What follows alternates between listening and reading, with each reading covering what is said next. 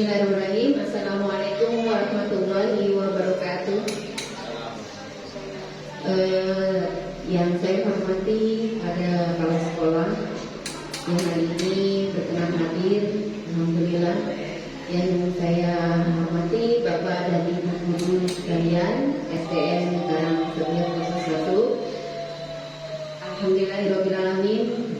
Wassalatu wassalamu ala asrofil anbiya'i wal mursalin sayyidina wa maulana Muhammad.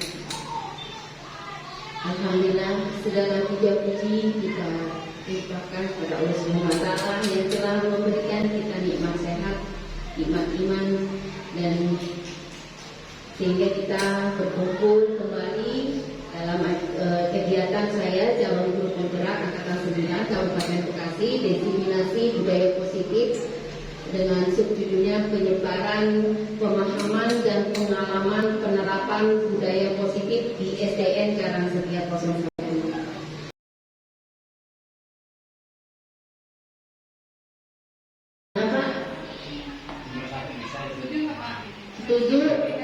Setuju tidak dengan pernyataan hukuman dapat mendisiplinkan anak?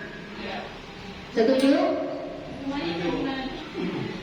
Hukuman dapat mendisiplinkan anak. Mungkin guraikan, seperti disiplin. Ya udah, anak harus disiplin. Ya udah, kata disiplin itu kan guraikan, enggak cuma disiplin, mengucapkan. Iya. Poin nomor 1, saya secara pribadi setuju hukuman itu dapat mendisiplinkan anak. Terus yang kedua, hukuman itu tidak harus selalu dengan berhenti itu kasih disiplin. Iya. Ada positif seperti membaca atau membersihkan hal sekolah itu juga salah satu dalam hal pemberian hukuman. Iya. Dan yang poin 3, pemberian memberi penghargaan dapat meningkatkan motivasi belajar. Artinya ada feedback dari kita kepada siswa yang sudah ikuti pelajaran. Iya. Ada apresiasi penghargaan. Yang ketiga ya, memberikan penghargaan dapat meningkatkan motivasi belajar. Seperti anak kita buat soal, anak-anak kalau kamu bisa menjawab nomor ini, ibu akan kasih permen. Ya, kita penghargaan ya, reward. Betul, nih langsung. Iya, betul. Oke. Contohnya gitu. Ya, dari pemantik ini kita akan nanti pembahasannya apakah itu bisa diterapkan kepada anak atau bagaimana, nanti kita akan bahas lagi. Selanjutnya, hukuman dapat mendisiplinkan anak. Boleh ada yang setuju? Semua pasti setuju nih, pasti disiplin anaknya. Atau hukuman yang bagaimana? Pokoknya nanti ada hukuman, gitu ya. Pemberian hukuman dengan hal positif. Tadi sudah setuju, memberi penghargaan dapat meningkatkan motivasi belajar. Tadi ada ibu guru yang nggak setuju dengan hukuman, ya hukumannya lain aku hukuman di sekolah sama hukuman. Iya. Iya benar. Dia lain, bukan hukuman yang berat. Pak, bukan hukumannya yang dimaksud Pak ya. Kan dulu kan masih ada institusi hukuman gitu ya. Sekarang kan yang namanya hukuman itu kayaknya udah agak dikurangi karena apa? Bukan jenis hukumannya gitu. Yang namanya hukuman itu Iya, dikurangi. Gitu. bahasanya ya kalau kita Hukuman diterapkannya bukan seperti hukuman seperti kekerasan. Baiklah. Nanti kita akan membahas konsep-konsep ini. Memang selalu ada pertentangan di antara hukuman-hukuman. Saya akan melanjutkan kembali peran guru atau sekolah. Di sana ada budaya positif. Nanti kita akan bahas mengenal dengan disiplin positif dan nilai-nilai kebajikan. Kemudian ada teori motivasi, hukuman, penghargaan, dan restitusi. Ya, nanti ada pembahasannya. Kemudian di dalam budaya positif itu ada keyakinan kelas, kemudian ada kebutuhan dasar manusia dan dunia berkualitas, kemudian ada restitusi, 5 posisi kontrol diri kita. Kemudian ada restitusi segitiga restitusi. Jadi nanti ini merupakan satu kesatuan yang akan menjadi budaya positif. Baik, jalan dulu. Kita lanjut pembahasan di disiplin positif dan nilai-nilai kebajikan. Mencoba dengan sekuat tenaga dengan berbagai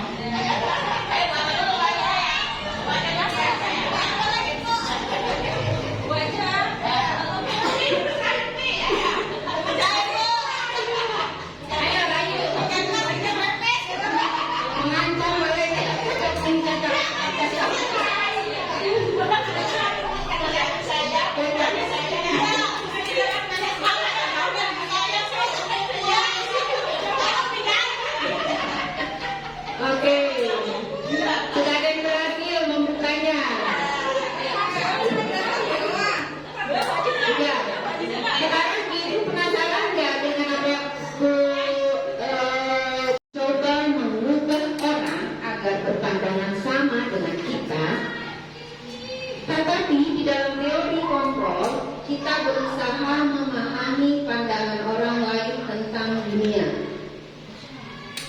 Perilaku buruk dilihat sebagai suatu kesalahan. Orang lain bisa mengontrol saya, hanya Anda yang bisa mengontrol diri Anda.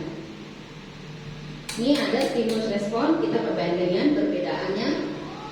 Kalau misalkan ada pemaksaan pada saat bujukan gagal, tetapi dalam teori kontrol itu kita kolaborasi dan konsistensi, konsensus menciptakan pilihan-pilihan baru.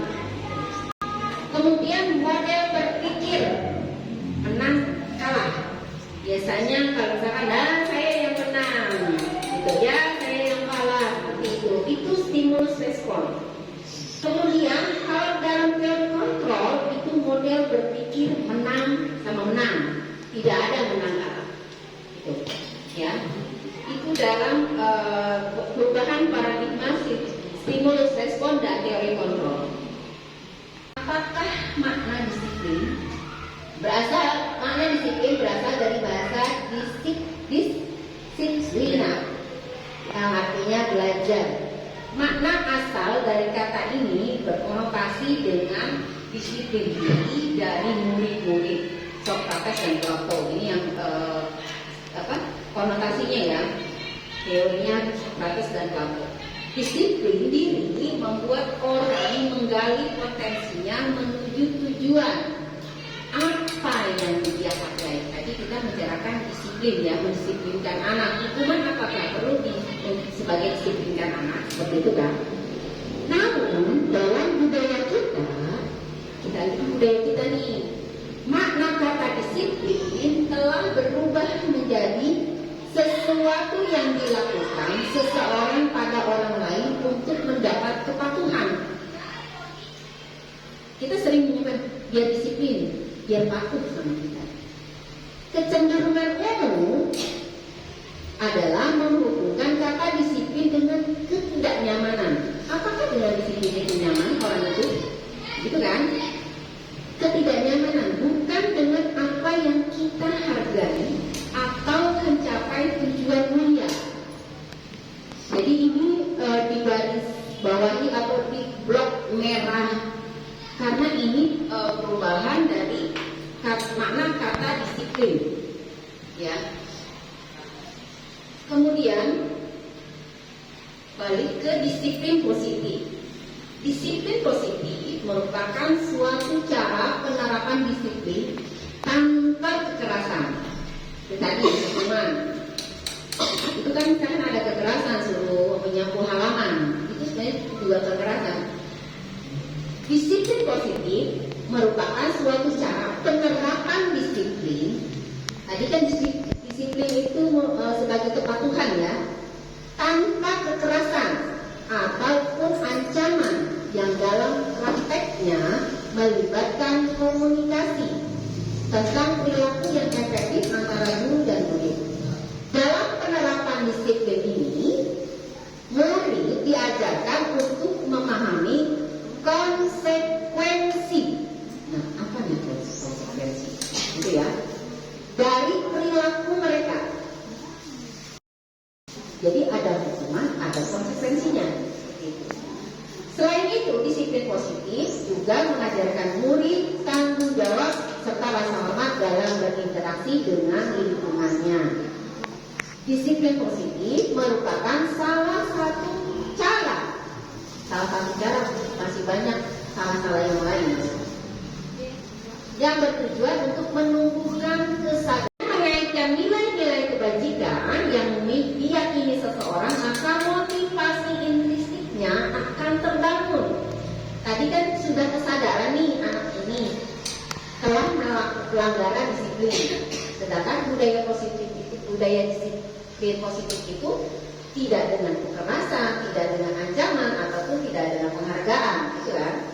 Nah, mengaitkan nilai-nilai kebajikan yang diyakini seorang, maka motivasi itu akan terbangun sehingga menggerakkan motivasi dalam untuk mencapai tujuan mulia yang diinginkan. Nah, nilai-nilai kebajikan yang diterapkan di setiap anak Indonesia yang sekarang kita kenal dengan kepada profil pelajar Pancasila yang kemarin sudah kita bahas mengenai 6 dimensi profil pelajar Pancasila: beriman, bertakwa kepada Tuhan Yang Maha Esa dan berakhlak mulia, mandiri, bernalar kritis, berkebinekaan global, bergotong royong dan kreatif. Ini nilai-nilai kebajikan universal. Ya. Kemudian teori motivasi, hukuman dan penghargaan dan restitusi. Di teori motivasi itu ada motivasi eksternal dan ada motivasi internal. Nah, untuk menghindari ketidaknyamanan, tadi kan hukuman itu kelihatannya ketidaknyamanan. Disiplin itu nggak berbentuk ketidaknyamanan terhadap seorang. Ketidaknyamanan atau hukuman, apa yang akan terjadi apabila saya tidak melakukannya? Itu dari motivasi eksternal. Kemudian dari motivasi eksternal juga untuk mendapatkan imbalan dari orang lain atau institusi dari penghargaan ya. Apabila apa yang akan saya dapatkan apabila saya melakukannya, dapat imbalan. Jadi kita mengharapkan kalau saya nanti dapat apa ya enggak. Saya seperti kita memang menjanjikan kepada anak. Ternyata saya salah persepsi juga. Saya sudah mempelajari ini. Oh iya ya, ternyata tidak baik juga kita memberikan reward atau imbalan, hadiah, imbalan ya. Karena nanti mereka akan menagih, Bu ngasih apa? Gitu. Tapi pemberian reward kan enggak dalam Iya, betul. Hargai dirinya sendiri. Saya akan menjadi orang yang seperti apa apabila saya melakukannya. Itu dari internal, ya, untuk menghargai diri sendiri. Nah, ini ada lagi. Menurut Bapak Ibu Guru, apakah kegiatan ini, tindakan guru ini merupakan hukuman atau konsekuensi? Ada berapa nih? 1, 2, 3, 4, 5, 6. Ayo. Tadi saya sudah belajar tentang hukuman. Apakah mencatat 100 kali di dalam buku kalimat saya tidak akan terlambat lagi karena terlambat ke sekolah? Hukuman atau konsekuensi? Wah, catat. Nanti kita lihat jawabannya, ya. Kemudian lari mengelilingi lapangan basket 2 kali karena terlambat hadir di sekolah. Hukuman atau konsekuensi? Hukuman. 2 ya, kita sudah bahas 2. Yang ketiga, murid diminta push up 15 kali karena tidak menggunakan masker ke sekolah. Hukuman. Yang keempat, menggantikan kertas tugas teman yang telah dicoret-coret. Konsekuensi. Kemudian murid disuruh untuk tidak mengenakan sepatu seharian sekolah karena tidak memakai sepatu hitam. Hukuman atau konsekuensi? Konsekuensi. Kita nanti lihat ya jawabannya ya. Yang terakhir, lari mengelilingi lapangan basket 2 kali karena terlambat 10 menit untuk pelajaran PJOK. Ada konsekuensi, ada hukuman. Apa bedanya hukuman dan konsekuensi? Nah, tadi kan hukuman udah ya. Nanti akan kita bahas perbedaan dari memang hukuman ya, karena spontan. Kalau hukuman itu refleks. Tiba-tiba saja, kamu terlambat. Sudah kamu push up. Gitu. Itu spontan. Ya. Tapi kalau konsekuensi, ya, sesuatu hukuman itu menyakitkan. Benar nggak? Iya. Dia akan menimbulkan dendam. Kemudian membuat anak sakit. Jangka panjang. Kemudian anak membenci kedisiplinan. Itu hukuman. Kalau konsekuensi, anak akan menghargai disiplin. Paksaan. Dia terpaksa hukuman gitu. Tadi suruh keliling lapangan selama 10 menit, ya gitu ya. Kemudian mendorong anak menyakiti diri sendiri, konsep diri yang buruk. Kemudian anak belajar menyembunyikan kesalahan. Jadi ini benar. Dia menjadi pendiam karena takut salah, karena tahu dihukum. Anak belajar mematuhi peraturan, konsekuensinya. Kemudian ada marah, rasa bersalah. Anak ketika dihukum dipermalukan nggak di depan teman-temannya? Ya, dipermalukan. Kemudian merasa tak dihargai. Nah, konsekuensi itu kehilangan hak, terbuat ketidaknyamanan, diasingkan untuk sementara. Ini diasingkan sementara saja. Nah, tidak, kita memahami hukuman dan konsekuensinya seperti ini. Saya juga memahami ketika mempelajari di modul 1.4 ini. Jadi berubahlah paradigmanya. Apa itu restitusi? Nah, lanjut lagi. Tadi sudah nilai-nilai kebajikan, hukuman dan konsekuensi, dan sekarang apa itu restitusi? Restitusi adalah proses menciptakan kondisi bagi murid untuk memperbaiki kesalahan mereka, sehingga mereka bisa kembali pada kelompok mereka dengan karakter yang lebih kuat.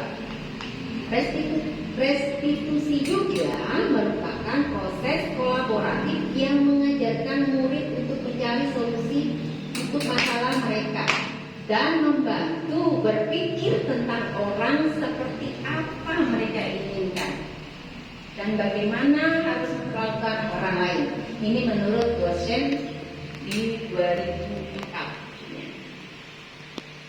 Ciri-ciri restitusi. Tadi bahas tentang restitusi, proses menciptakan kondisi bagi murid yang untuk memperbaiki kesalahan mereka.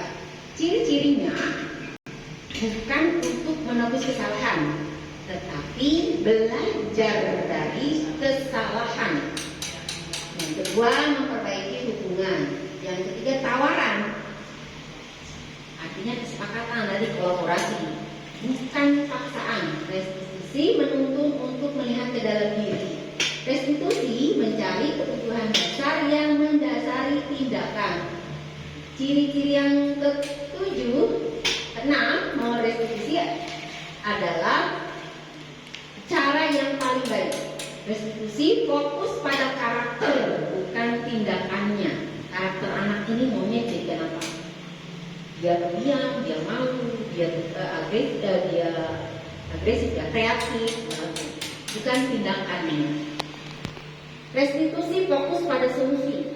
Permasalahannya apa? Dari restitusi. Kemudian restitusi mengembalikan murid yang berbuat salah pada kelompoknya. Itu ciri-ciri restitusi, artinya tidak dipermalukan. Kemudian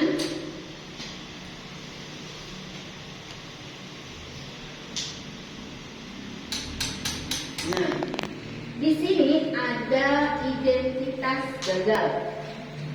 Kita perbandingan dengan hukuman, konsekuensi, restitusi. Identitas sukses disiplin. Kalau hukuman berarti identitasnya termasuk gagal. Kalau disiplin, maksudnya nanti konsekuensi dan ke restitusi. Di identitas gagal itu hukuman sesuatu yang menyakitkan harus terjadi. Kemudian konsekuensi sesuatu harus terjadi. Kemudian restitusi merupakan pilihan. Tidak nyaman untuk murid atau anak untuk jangka waktu yang panjang. Tidak nyaman untuk murid anak untuk jangka waktu pendek kalau konsekuensi. Restitusi menguatkan untuk murid anak dalam jangka panjang. Kemudian identitas gagal dalam hukuman, aku jadi korban mendapatkan keadilan. Kalau di konsekuensi, korban bisa diabaikan. Korban restitusi, korban mendapat ganti. Kemudian murid atau anak akan tersakiti dalam identitas gagal hukuman. Kalau konsekuensi, penguatan hanya bertahan dalam jangka waktu pendek. Perilaku pasif agresif hanya bertahan dalam waktu jangka pendek. Kemudian kalau yang restitusi, masalah terpecahkan. Kemudian mewujudkan terbentuknya keyakinan kelas atau sekolah dengan adanya kesepakatan antara guru dan murid. Nah, ini sudah dibahas bahwa guru berperan mewujudkan terbentuknya keyakinan kelas, adanya kesepakatan dulu. Kita membuat kesepakatan guru dan murid. Kemudian keyakinan kelas berupa pernyataan yang setelah membuat kesepakatan kelas, mau anaknya apa, ilmunya apa, kita membuat kalimat pernyataan yang universal, positif, mudah diingat, dipahami, dan harus diterapkan di dalam lingkungan kelas ataupun sekolah. Kemudian, nah ini beda ya Bu, kenapa kita nggak pakai peraturan kelas? Kenapa harus keyakinan kelas? Ternyata inti dari budaya positif, kalau budaya positif ternyata luas. Kita di lingkungannya luas, bisa mencakup lingkungan positif, keyakinan positif dan peraturan kelas. Tetapi kalau kita hanya menerapkan pada peraturan kelas, itu hanya sedikit lingkupnya. Peraturan kelas tidak melebar luas. Ya, kemudian bila keyakinan kelas itu akan melahirkan ke lingkungan jadi positif. Nah, jadi positif akan ke budaya positif.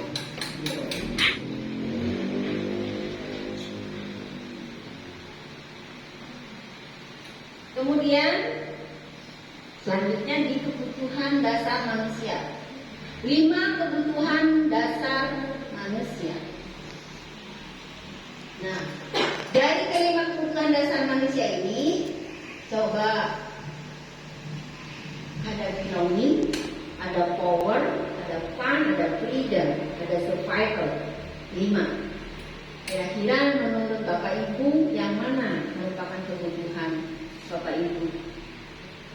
Apa sih tujuan kita mengajar di sekolah? Apa sih tujuan untuk ke anak-anak? Apa sih, gitu ya?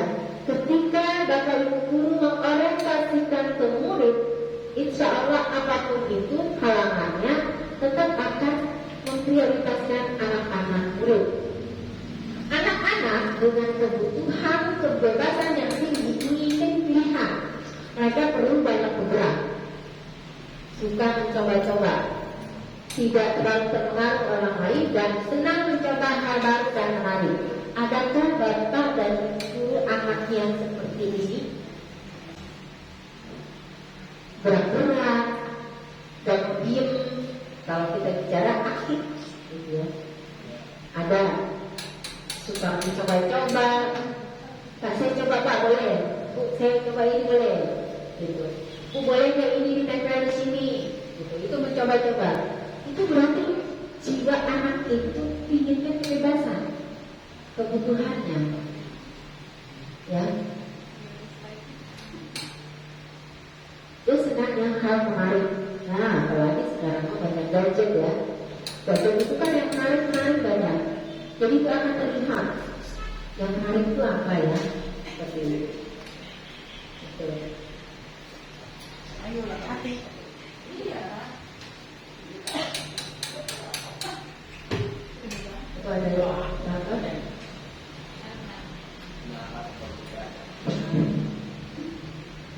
Selanjutnya, kebutuhan dasar manusia yang kelima, kesenangan. Wah, kita juga perlu kesenangan. Kebutuhan akan kesenangan adalah kebutuhan untuk mencari kesenangan, bermain dan tertawa. Bayangkan kalau hidup tanpa kenikmatan apapun, betapa menyedihkan. Ya. Saat mereka bermain, dan anak-anak, mereka mempelajari keterampilan hidup yang penting. Anak bermain, anak paling senang selalu dibilang ketika kita Ya, baik Pak. Ya, makasih Pak. Semua ya. Ya, dari Pak. Dah. Masuk ke kamar ini, aman. Nah, kita lanjut lagi. Saat mereka bermain, mereka mempelajari keterampilan hidup yang penting. Mereka manusia tidak bergerak. Anak-anak dengan kebutuhan dasar kesenangan yang tinggi biasanya ingin menikmati apa yang mereka lakukan. Apa kira-kira? Ketika anak kebutuhannya kesenangan, contohnya apa? Muter-muter. Berbeda muter-muter supaya gangguin temennya. Itu sebenarnya tidak mungkin bagi dia tuh suka dia tuh udah godain orang lain gitu. Jahil. Kalau teman yang lain merasa terganggu. Ya, nah seperti itu. Itu anak itu berarti membutuhkan kesenangan. Kita bisa membedakan, oh anak ini butuh kasih sayang, oh anak ini butuh kesenangan. Jadi kita menerapkan anak didik itu dengan melihat kebutuhan dasar manusia ini. Atau dia ingin perhatian, jadi atau dia survival. Ada loh anak yang survival apa? Dia bertahan hidup. Kira-kira ada nggak anak kita seperti itu yang dia bertahan hidup? Apa contohnya? Apa?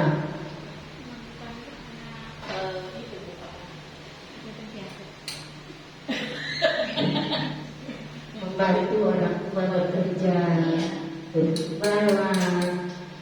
Ketika pulang sekolah atau dia pernah terlambat sekolah, tidak bicara apa. Pakai uang sendiri, terus dia jualan kayak macam gambar-gambar ke Ya. temannya gitu. Nah seperti itu anak itu kebutuhannya survival bertahan hidup. Karena mereka mengatasi kebutuhan manusia. Dan anak itu kita lihat dari mana kebutuhan ini. Kita bisa lihat, oh anak itu perlu ya ternyata diperhatikan kasih sayang. Jadi kita merekrut anak-anak berdasarkan melihat mereka kebutuhan ini, kemudian kita terapkan kepada anak-anak. Oh anak ini perlu ini. Nah, bagaimana kalau anaknya perlu semua? Gimana? Gimana? Kita aja ingin perlu semua, kan? Bagaimana anak-anak perlu semua? Ada nggak? Ada. Gimana kalau kita untuk menerapkan anak seperti ini? Gitu. Jadi, 5 kebutuhan dasar manusia ketika kita menerapkan kepada anak-anak itu akan menjadi solusi untuk kita menjaga masalahnya pada yang anak tersebut. Ya.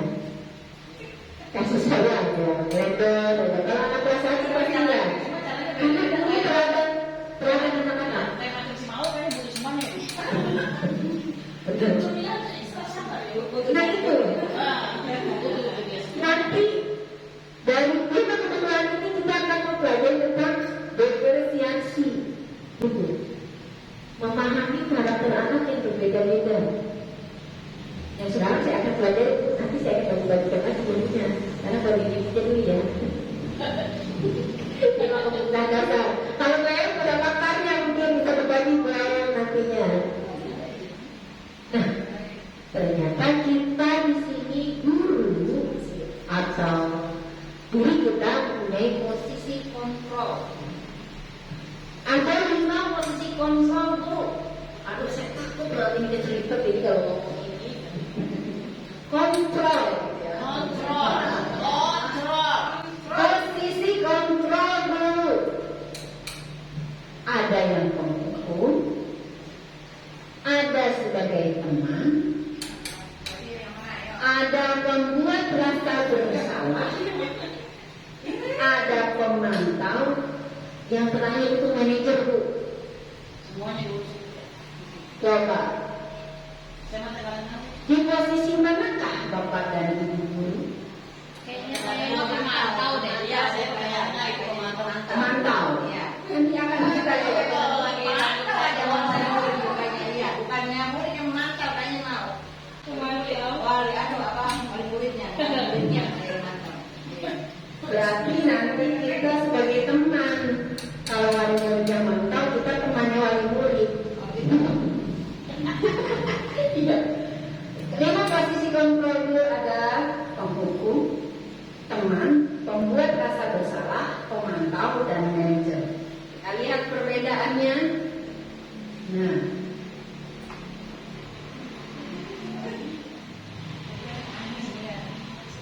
makin apa gitu ya, sudah wajib BS. 5 posisi kontrol. Nah, ini ada identitas gagal, ada identitas berhasil, ada identitas berhasil, sukses. Mau lihat ini? Kelihatan nggak Bapak Ibu guru? Kelihatan nggak? Rumah orang bu, butak banget. Butak ya, kacamata lah. Itu lah ada yang pakai dong. Pakai kacamata yang panjang banget, kurang saya yang lihat. Saya nambah saya nambah Kita di identitas gagal terhadap kontrol dari luar itu penghukum dan membuat yang bersalah. jauh kan? Ini tuh gede. Itu kita gagal. Nanti saya akan berikan contohnya di dalam video. Bagaimana seorang penghukum itu gagal dalam mengontrolnya dari luar. Tadi kan kita udah hukuman tadi ya. Nah, berarti kan kita penghukum. Salah ini kamu, berarti kita penghukum. Itu gagal dalam memotivasi guru berbuat. Guru membuat, menghardik, menunjuk-nunjuk, menyakiti, menyindir. Kemudian guru berkata, ada berbuat. Kalau kamu tidak melakukannya, awas ya, gitu. Ada ancaman, rasakan ya, gitu. Kemudian hasilnya, kalau dari penghukum itu memberontak, menyalahkan orang lain dan biasanya suka berbohong. Jadi saya tidak inginkan. Kaitannya dengan dunia kualitas, murid meletakkan guru di luar dunia yang berkualitas. Murid berkata, biarkan saja, nanti juga marah-marah lagi. Jadi begitu kapok, jadi nggak kapok gitu sini. Dampak pada murid mengulangi kesalahannya lagi. Karena apa? Dia berkata, biarkan saja, nanti juga marah-marah lagi.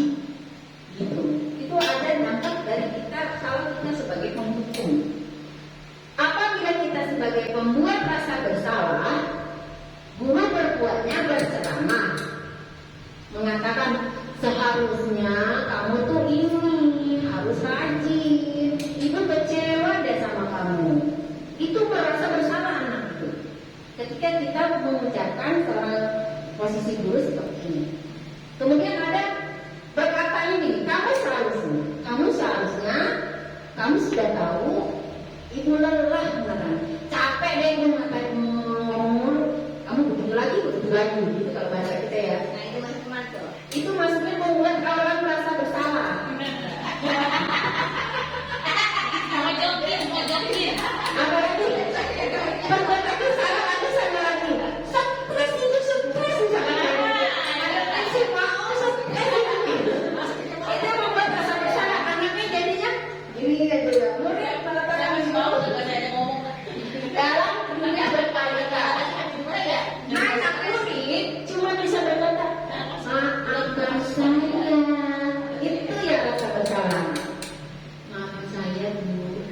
Tapi dia merasa bersalah. Karena kita mencoba dengan kata-kata yang kamu seharusnya bakal bersalah. Ibu capek, ibu capek. Itu terasa bersalah anak itu. Kemudian dampaknya pada anak itu akan terasa rendah diri. Jadi dia lebih tertutup gitu. Nah, itu identitas yang gagal. Kita lihat untuk 5 posisi kontrol identitas berhasil atau sukses. Apabila mengharapkan imbalan, kontrol dari luar ya, dari luar mengharapkan imbalan atau ketergantungan pada orang lain, itu ada teman, ada pemantau. Guru berbuat membuat alasan-alasan pada muridnya, temannya.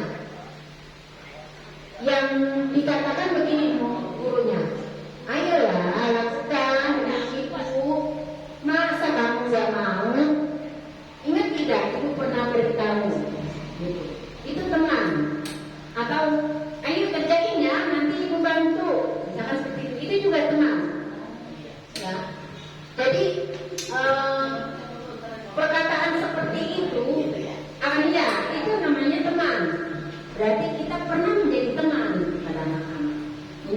menghukum kepada anak-anak, menjadi membuat merasa bersalah kepada anak-anak seperti itu.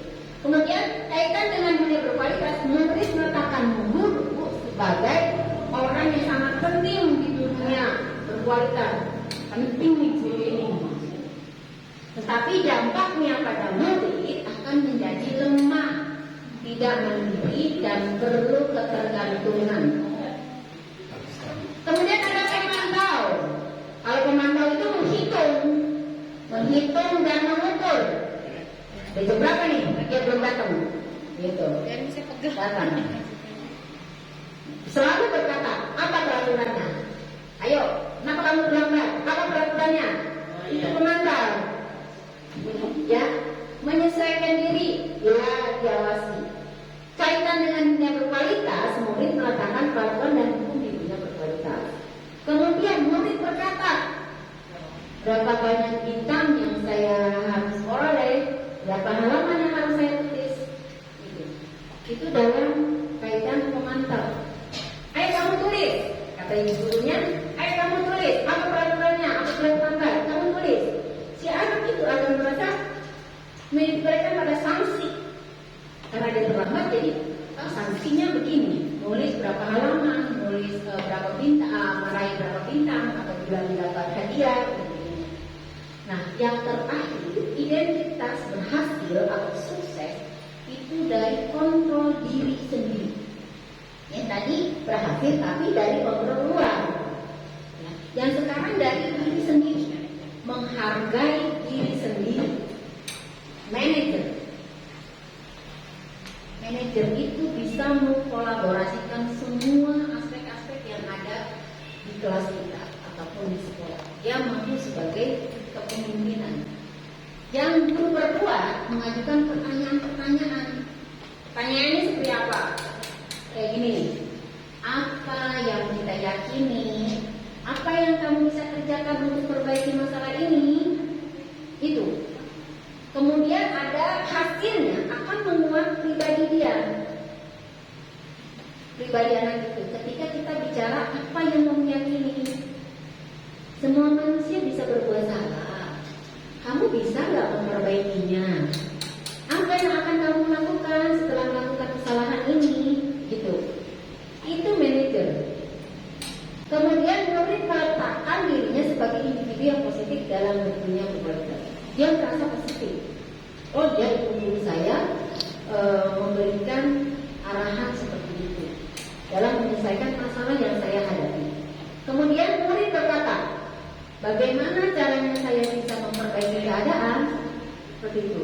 Jadinya ada kolaborasi ketika gurunya bertanya, apa yang akan kamu perbaiki? Bagaimana guru cara memperbaikinya?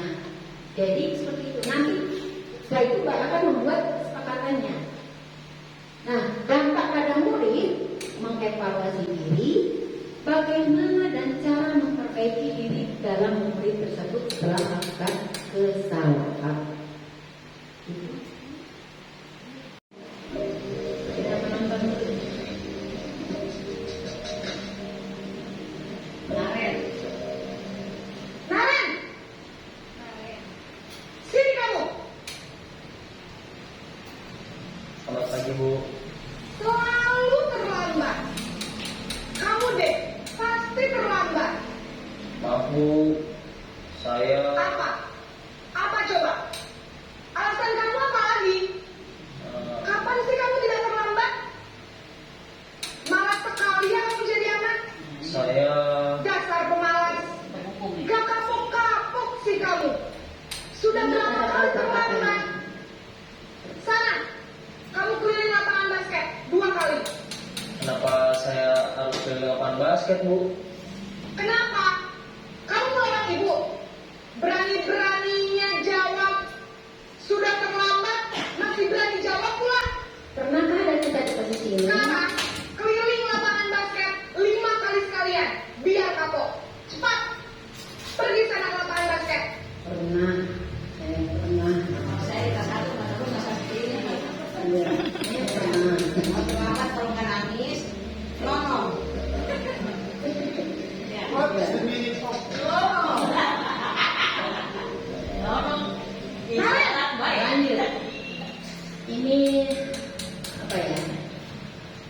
pagi Bu.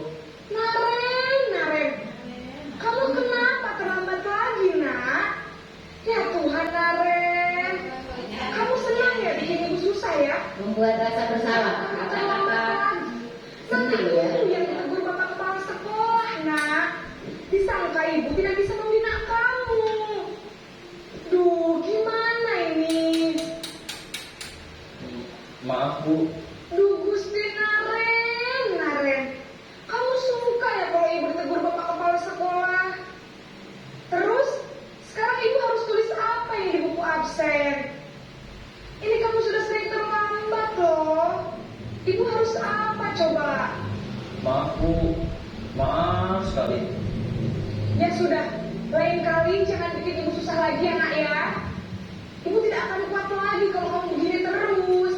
Bisa jantungan kalau ibu tegur bapak kepala sekolah. Sana cepat ke kelas. Maaf ya Bu. Maaf sekali. Naren. Posisi pembuat rasa bersalah berbicara dengan nada tenang. Maul.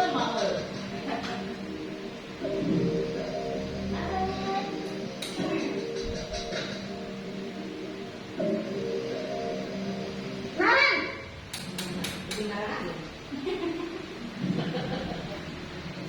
Selamat pagi Bu. wah sudah jam berapa ini nak? Terlambat lagi ya sayang. Iya Bu. Habis ibu saya lupa bangunkan saya Bu. Kamu malah menyalahkan ibu kamu. Kamu bukannya anak yang larinya paling kencang. Kok terlambat sih? Iya Bu. Saya memang terlambat bangun tadi. Jadi biarpun saya lari kencang, tetap gak kekejar Bu. Ya sudah sana. Nanti lain kali larinya lebih kencang lagi ya. Biar gak terlambat lagi. Bikin seneng ibu. Demi ibu. Bisa kan? Bisa lah Bu. Ya sudah sana masuk kelas. Ibu beresin urusan absen kamu. Kamu ini ada-ada saja. Ibu ini membantu dalam urusan absen. Ini yang memantau atau kantor.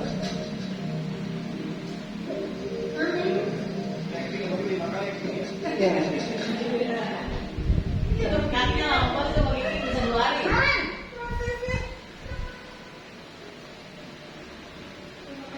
Selamat pagi Bu. Naren, apa peraturan sekolah kita tentang jam berapa kita harus masuk sekolah, nak? Kita harus di sekolah jam 7 Bu. Iya betul, sekarang sudah jam 7.20. Naren sudah tahu konsekuensinya jika terlambat hadir. Paham Bu. Saya harus tinggal kelas pas jam istirahat selama 20 menit. Iya benar, konsekuensinya demikian. Jadi nanti jam 9.30 pas istirahat, kamu harus tinggal di kelas, kerjakan tugas tambahan untuk ketertinggalan kamu, ya? Baik Bu. Posisi manajer.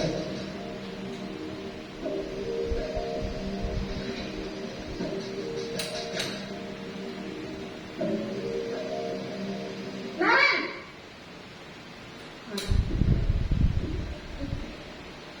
Selamat pagi Bu. Selamat pagi Naren.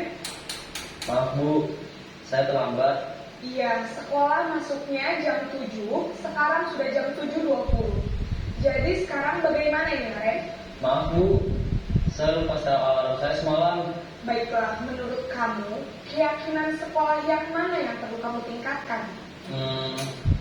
Menghargai diri sendiri dan orang lain mungkin ya Bu. Setuju.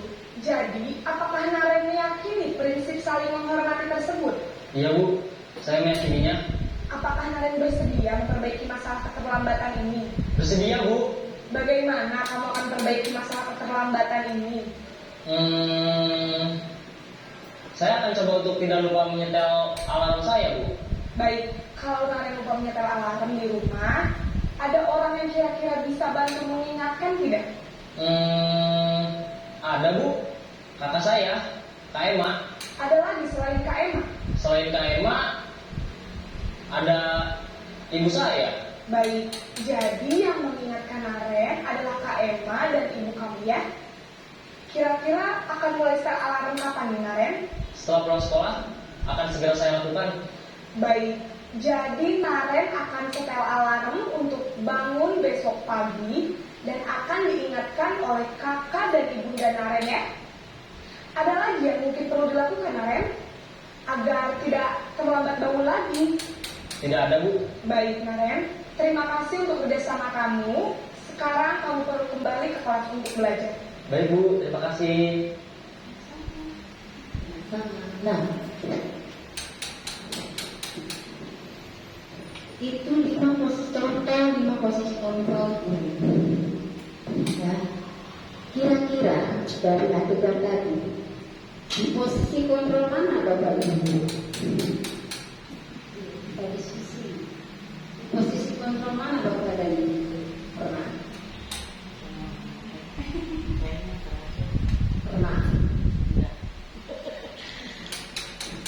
Pernah melakukan posisi sebagai penghukum? Saya juga pernah melakukan posisi kontrol pembuat rasa bersalah. Iya pernah lah. Apalagi kita udah lama bertugas ya, ngajar ya. Pasti semua ini sudah pernah kita di posisi 5 kontrol di dalam ini. Dalam kegiatan ini nanti kita akan lanjutkan dari segitiga restitusi. Tadi kan ada 5 posisi kontrol yang saya ambil dari modul 1.4. Dan contoh-contoh ini juga, video-video ini saya juga ambil dari modul 1.4. Nah, kemudian selanjutnya kita ke segitiga restitusi. Tetap angin sih.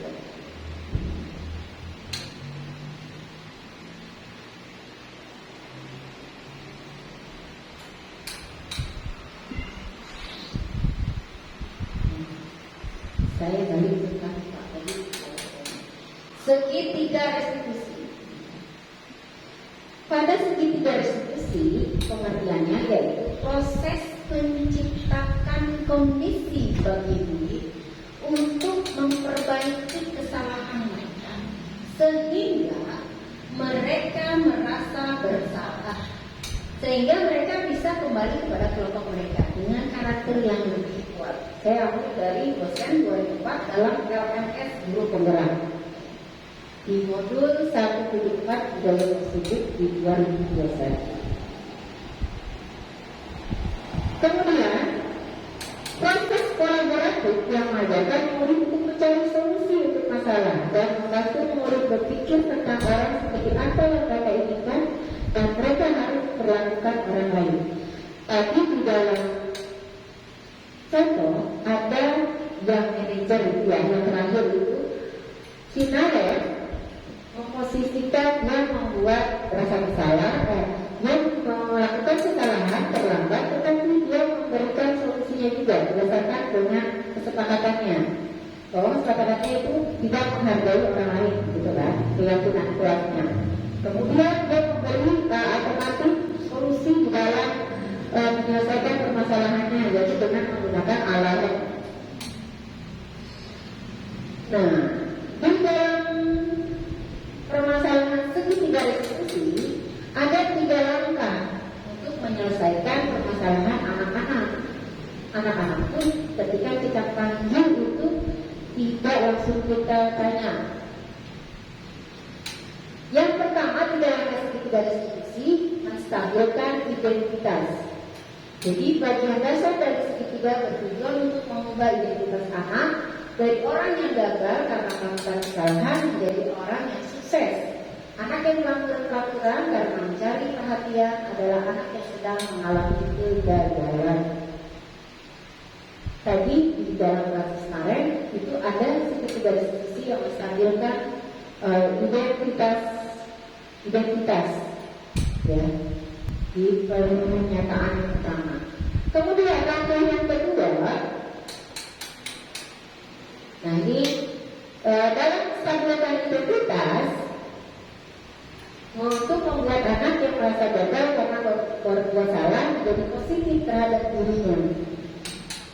dikatakan berbuat salah itu hal yang manusiawi. Ini dalam tidak menstabilkan identitas ya. Tidak ada manusia yang sempurna. Bapak Ibu juga buat salah. Kalau kita pasti bisa menyelesaikan permasalahan ini.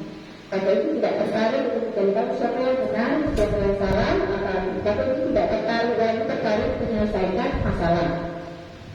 Kalau kamu menyalahkan dirimu sendiri terus, apakah kamu bersikap baik pada dirimu sendiri? Ini perkataan-perkataan yang akan dimuatkan di dalam menstabilkan identitas. Kemudian ada yang kedua, yaitu validasi tindakan yang salah. Setiap tindakan kita dilakukan dengan suatu tujuan, yaitu memenuhi kebutuhan dasar. Kalau kita memenuhi kebutuhan dasar apa yang didasari sebuah tindakan, kita akan bisa menemukan cara-cara yang paling efektif untuk memenuhi kebutuhan tersebut. Tadi sudah dibahas tentang 5 kebutuhan dasar manusia. Nah, dari 5 dasar manusia itu kita bisa memvalidasi tindakan yang salah. Anak ini ternyata butuh apa? Seperti itu. Sampai sini. Satu lagi, yang ketiga. Sebelum ketiga kita SPP dulu. Kemudian saya memanggil kedua anak ini. Saya menyelesaikan dengan 3 langkah tadi.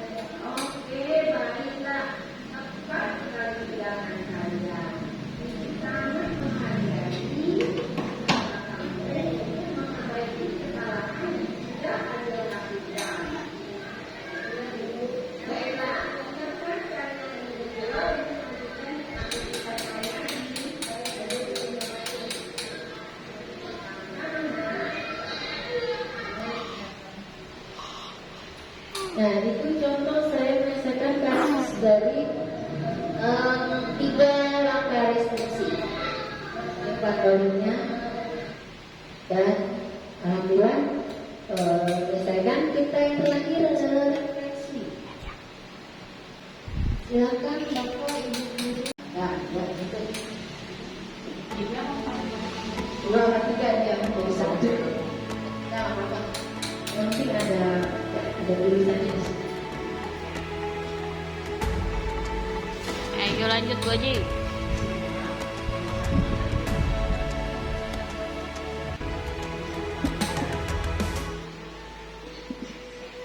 Ayo memilih apa yang kau suka. Merdeka belajar wujud yang nyata. Raih mimpimu juga cita-cita. Generasi emas Indonesia. Profil belajar Pancasila. Tanamkan di dalam dada. Profil belajar Pancasila. Cerdas bergerak dan itu kita.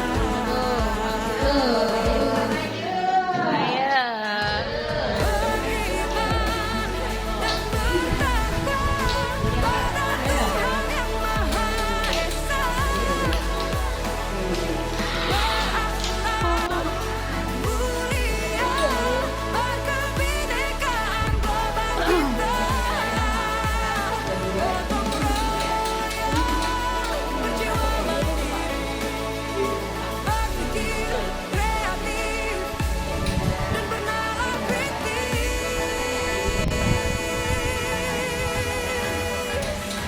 Perbedaan bukan suatu halangan untuk kita saling bergandingan. Bineka Tunggal Ika, sempurna negeri kita yang harus kita jaga bersama. Profil belajar Pancasila. Tanamkan di dalam dada. Profil belajar Pancasila.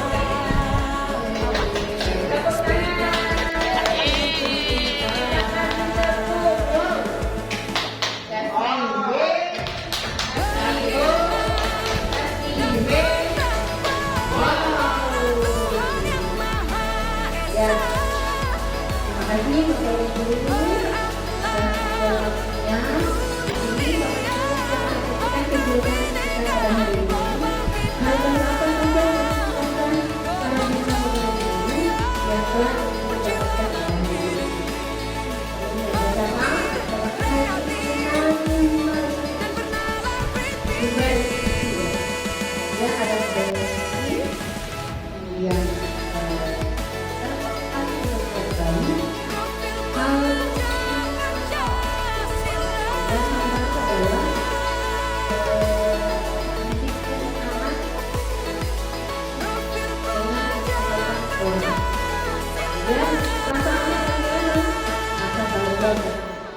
kemudian dalam kegiatan. Terima kasih.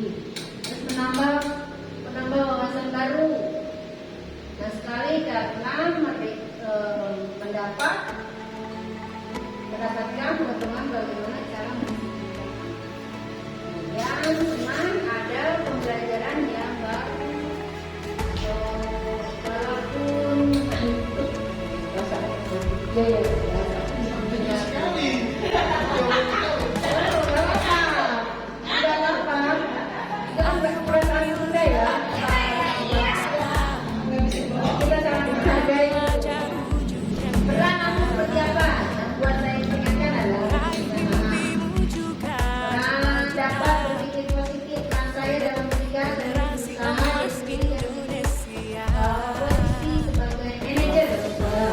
Pancasila.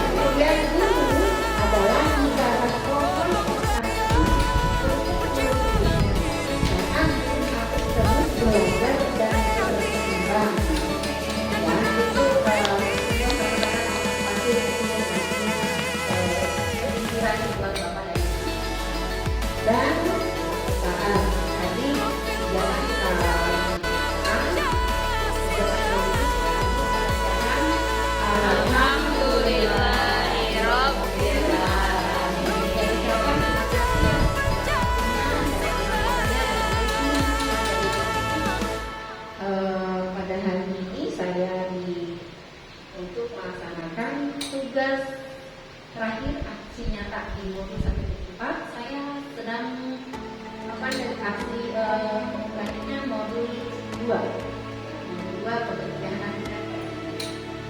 Dan sekali lagi saya mohon maaf kekurangan dan kemudian ini ada kesalahan ya, yang tidak berkenan.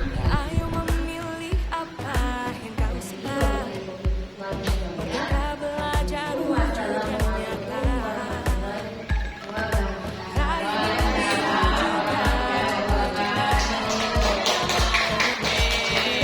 Emas Indonesia. Profil pelajar Pancasila. Tanamkan di dalam dada. Profil pelajar Pancasila. Cerdas bergerak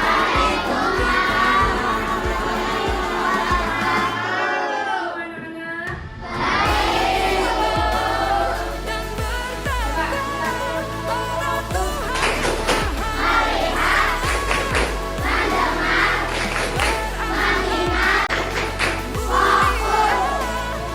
Kebinekaan global kita.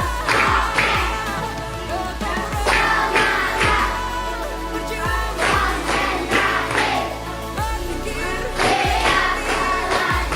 dan bernalar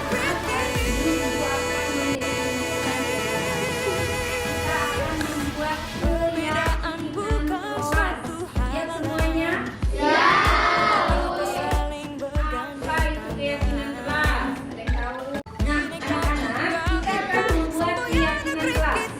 Bagaimana Harus kita jaga bersama. tentang menjaga kebersihan, Pancasila. boleh silakan kalian bagaimana biar di kelas kita ini nyaman berdasarkan keyakinan kalian. Silakan bagian seperti ini. Cerdas bergerak Silakan kalian boleh pilih.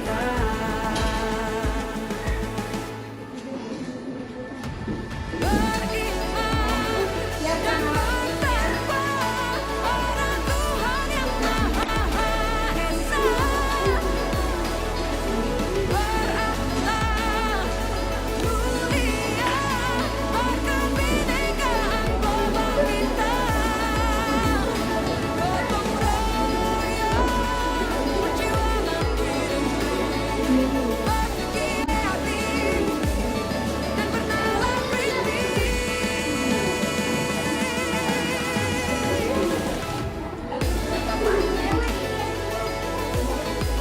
Profil pelajar Pancasila.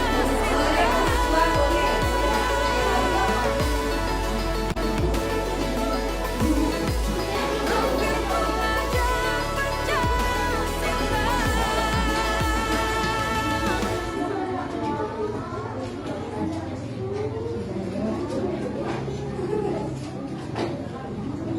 Nanti kalian tempelkan di sini ya. Kita akan berdasarkan kesepakatan keyakinan kelas kalian. Sudah selesai nulisnya? Yuk nulis, silakan.